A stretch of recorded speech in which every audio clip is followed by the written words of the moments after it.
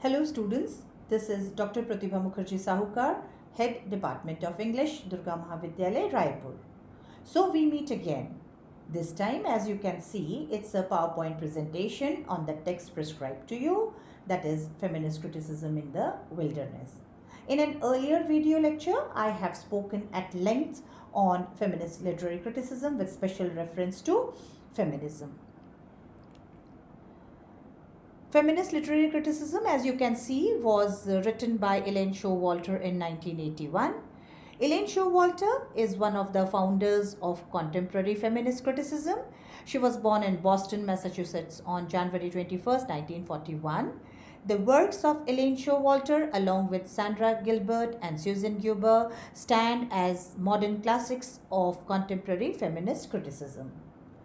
Sandra Gilbert and Susan Guber are the American literary critics and best known for co-authoring The Mad Women in the Attic, Women Writers of 19th Century Literary Imagination, a standard literary text. A small brief on Showalter. A major contribution Showalter has made to the history of feminist literary criticism has been her emphasis upon the specificity of women's writing through uncovering a tradition of women's literature and exploring women's culture. Her major works, her contribution to feminist literary theory include literature of their own British women novelists from Bronte to Lessing, The Female Malady, Women, Madness and English Culture, The New Feminist Criticism, essays on women, literature and theory, Inventing Herself, and two essays towards the feminist poetics and feminist criticism in the wilderness. This is not the consolidated works, just the major works that I have put to you. The two essays towards feminist poetics and feminist criticism in the wilderness are important essays which end the 70s and opens the 80s. These two notable essays are key to Showalter's female percepticism. Perhaps they are the compact postulation of what she calls the tasks of a gynocritic. Towards a feminist poetics, which stresses the importance of describing feminist critical practice rather than adopting a single theory, is important because Showalter coins the term gynocriticism in this particular essay. Feminist criticism in the wilderness stresses the need of feminist criticism for a theoretical consensus, and this essay has 6 subdivisions and each division has a subtitle to it.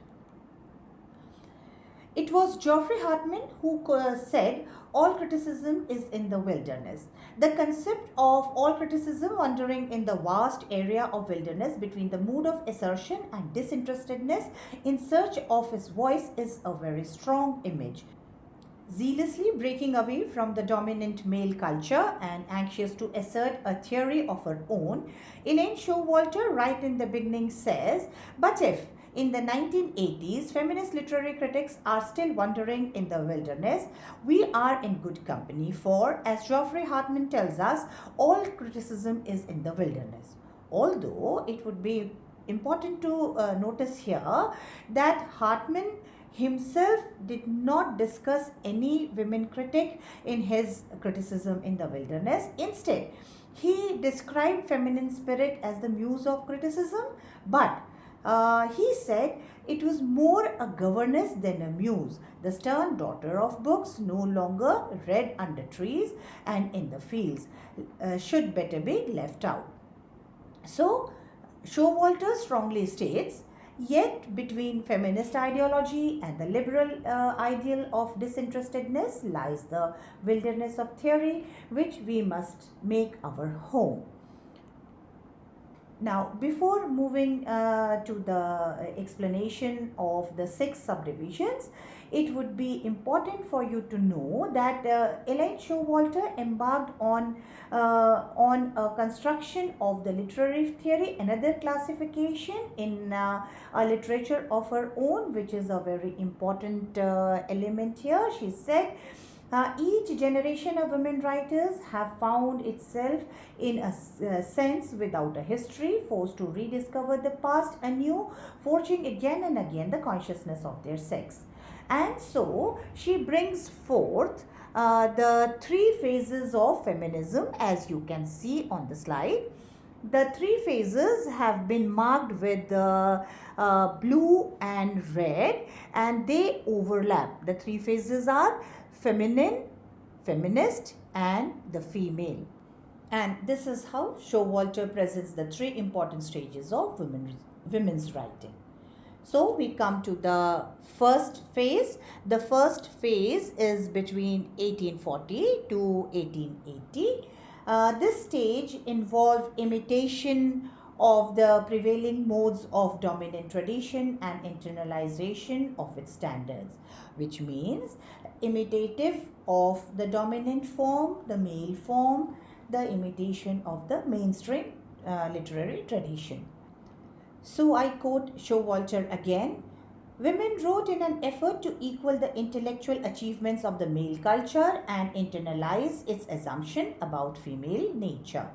Women internalized patriarchal ideologies and strove to imitate works from the dominant literary culture and tradition. And uh, again, I quote, it was characterized by women writing in an effort to equal the intellectual achievement of the male culture. Women writers did not see their writings as an expression of their female experience at this time.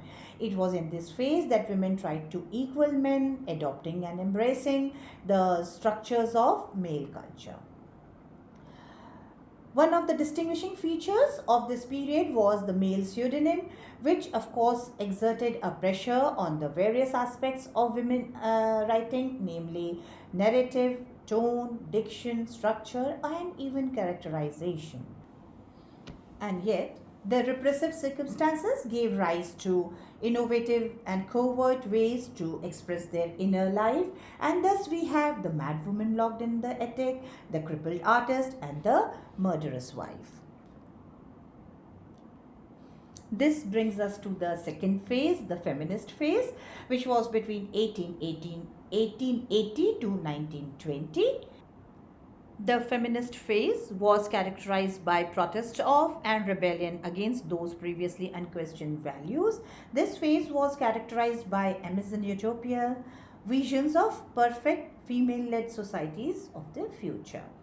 This was a phase of conscious rebellion, protest against traditional standards and values. This stage was typified by women's writing that protested against male standards and values and advocated women's rights and values, including a demand for autonomy. It was in this phase that women used literature to present the situation of women's oppression. This was a time of agitation for the vote for women, a time of great feminist action, and writers supported and, in some cases, led these political and sociological movements. And this brings us to the third phase, the female phase, from 1920 till the present. This began the phase of self-discovery, a turning inward, freed from some of the dependency of opposition and a search for identity, self-discovery, literature of their own. Showalter says women reject both imitation and protest, the two forms of dependency, and turn instead to female experience as a source of an autonomous act, extending the feminist analysis of culture to the forms and techniques of literature. So it means that in this phase, women return to women's experience as the wellspring of art and of self-discovery. This third phase established women's role and nature as genuine, viable, creative, independent, and different. And as I said earlier, the female age, when women turn to self-exploration, self-discovery, and a search for specifically female identity, is the core of this period. So this analysis of the three phases brings us back to our text, the feminist criticism in the wilderness. And as I said earlier, the essay has 6 subdivisions. These 6 subdivisions are divided into 2 plus 4, 2 modes and 4 models. So we begin with the 2 modes of feminist criticism. The first mode of feminist criticism is women as reader, also called feminine critic, and the second is women as writer, called gynocritic. Showalter begins her essay by pointing out a dialogue by Carolyn Haleburn and Catherine Stimson. I read the lines to you. In a splendidly witty dialogue of 1975, Carolyn Haleburn and Catherine Stimson identified 2 poles of feminist literary criticism. The first of these modes, righteous, angry, and admonitory, they compare to the Old Testament, looking for the sense of the past, and the second, disinterested and seeking the grace of imagination, they compare to the New Testament. Now, women as reader, the feminist critic, this is the first mode. This has been compared to the Old Testament, saying that it is righteous, angry, admonitory, and looking for the sins of the past and errors of the past, which means it is the focusing of women on the errors of the past. So the Old Testament is the body of writing in the Bible about the culture and spiritual development of Israel before the birth of Jesus Christ. And these writings govern and attend to by some stern rules and penalizing discipline of God, the 10 Commandments, and the prophet. So, we come to the first mode. The first mode is ideological. It is concerned with feminists as readers, and it offers feminist reading of the text, which considers the images and stereotype of women in literature. So it means that evolving an ideological base in the role of women as reader in order to give a women specific interpretation to text.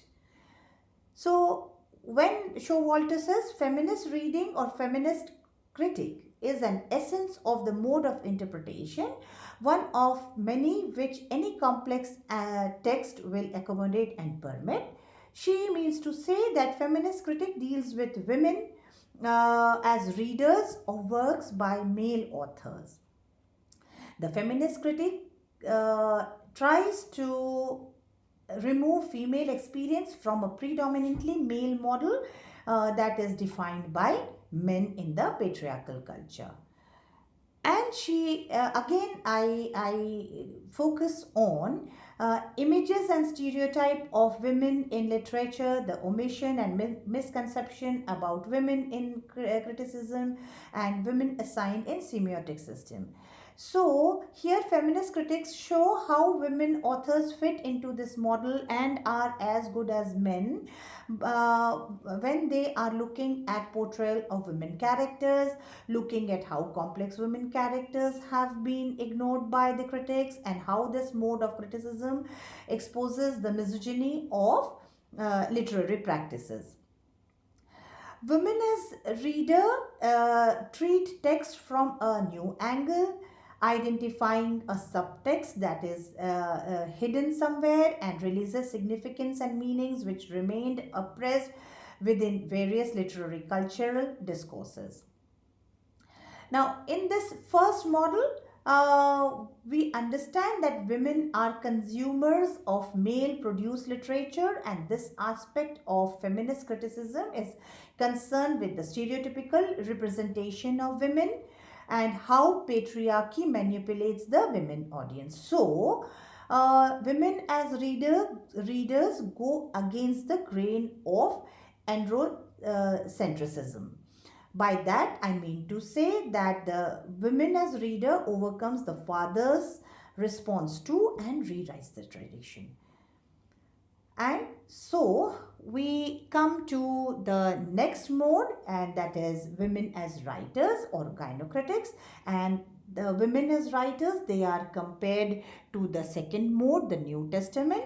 And we have disinterestedness here. That is, disinterestedness is the very impartial approach to any writing with the grace of imagination. So the it would be the allurement of imagination. The focus is on the allurement of imagination.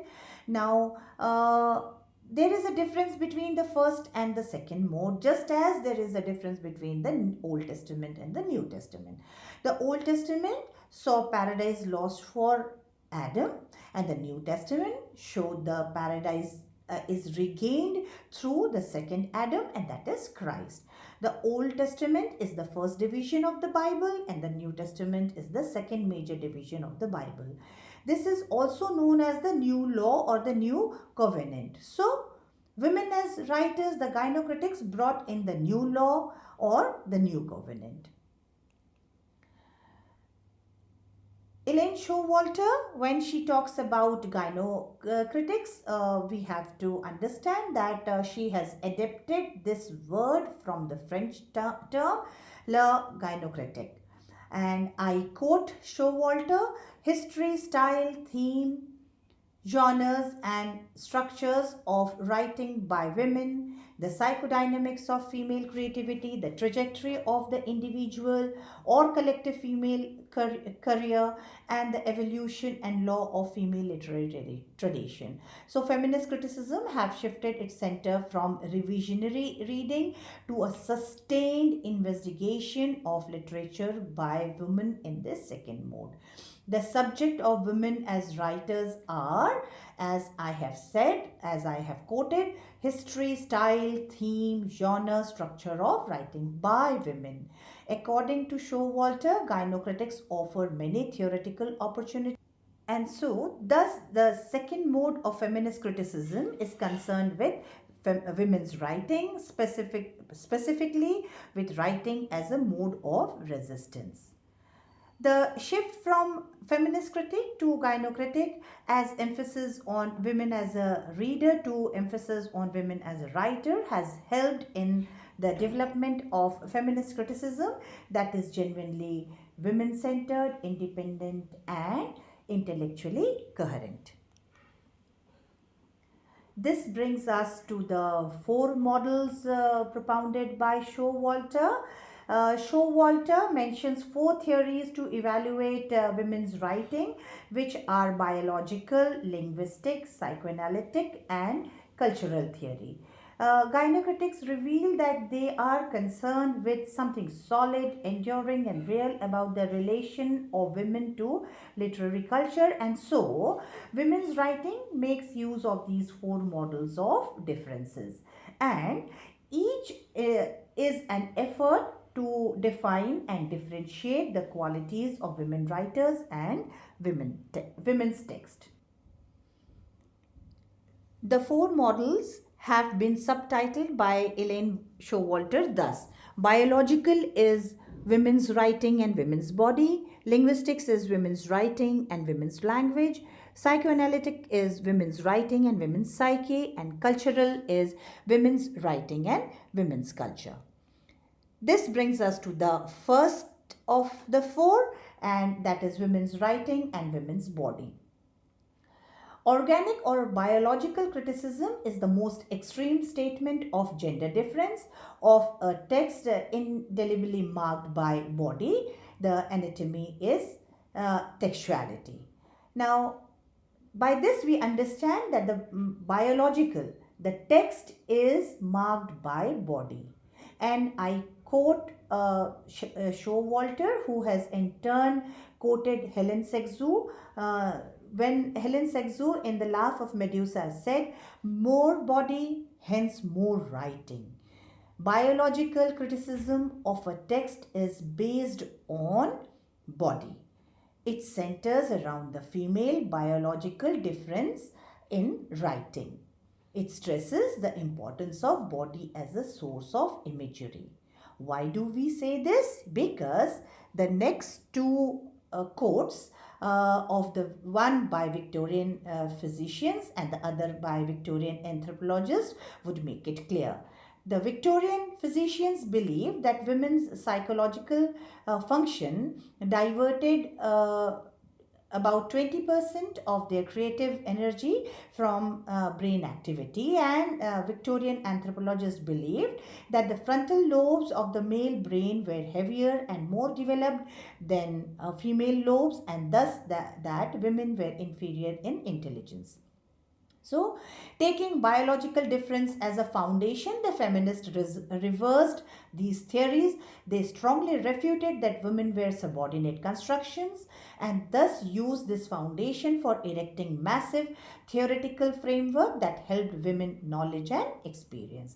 This difference of women's literary practice therefore must be sought in the body of her writing and not in the writing of her body, and according to the biological mode of difference, as I have stated at the beginning of this slide, anatomy is textuality. Coming to the next, women's writing and women's language. Linguistics and textual theories of women's writing ask whether men and women use language differently. Well, there is no separate female language.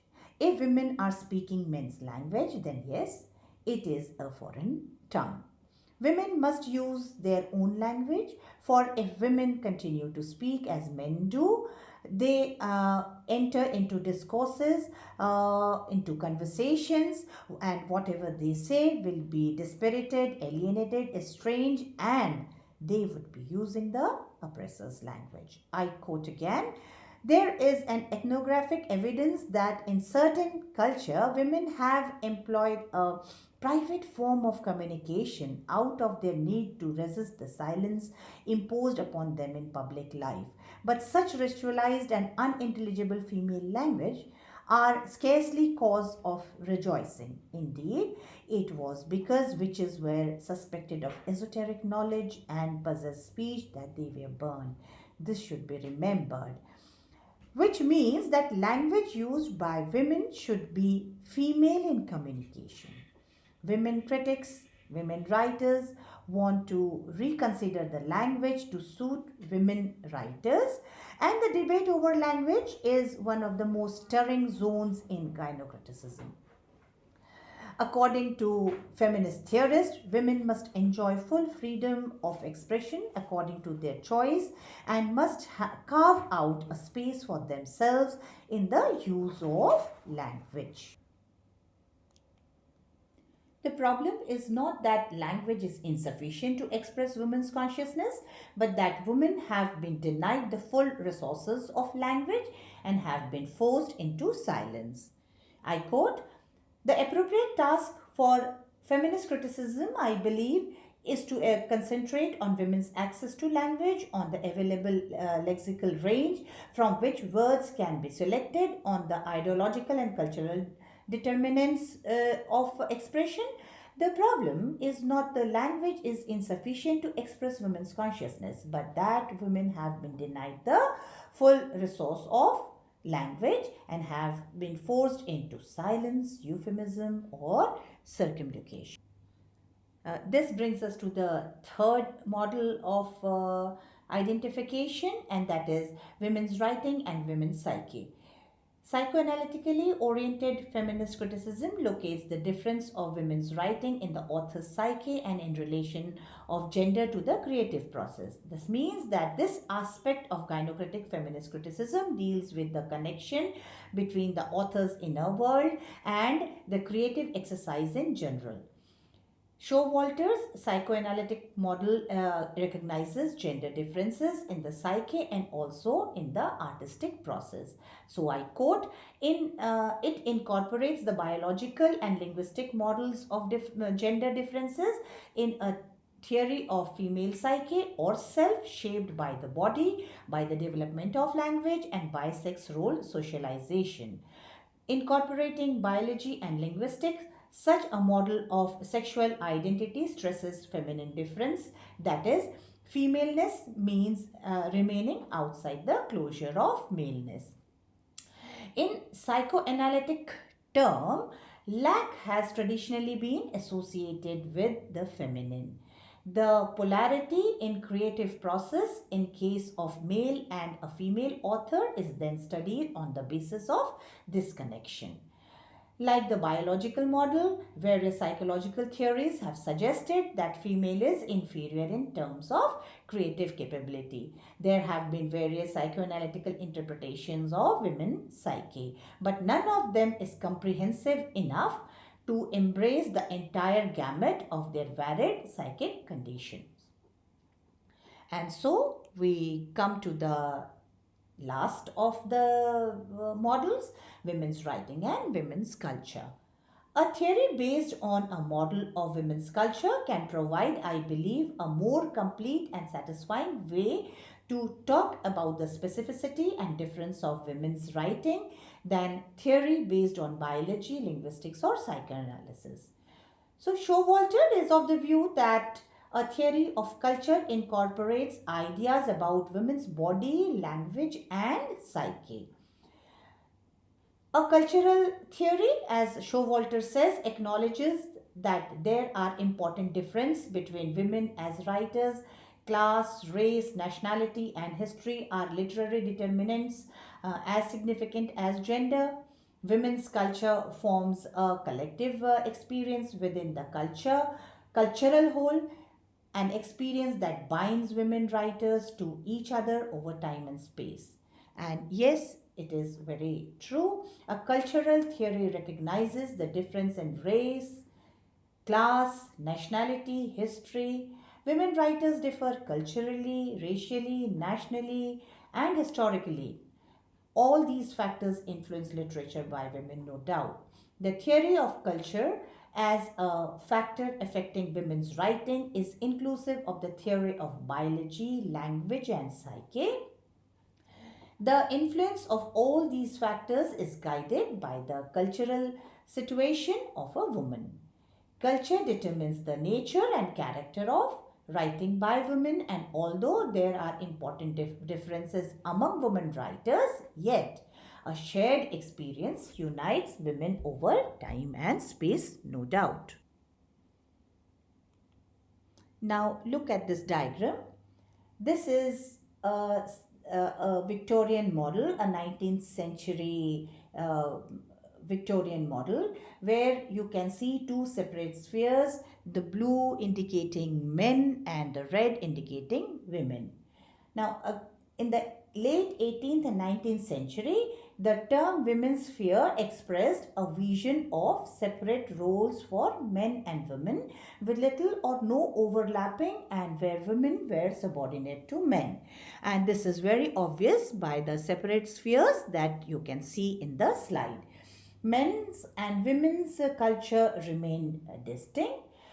Looking at the diagram, it becomes clear that the women's sphere was defined and controlled by men, but at the same time, women frequently internalize its percept, like the cult of true womanhood or the feminine ideal. It is important to understand that women's culture is not a subculture, it's part of the general culture itself, and it is hardly possible for the majority to live in a subculture. This brings us to the last slide. You can see the overlapping sphere here.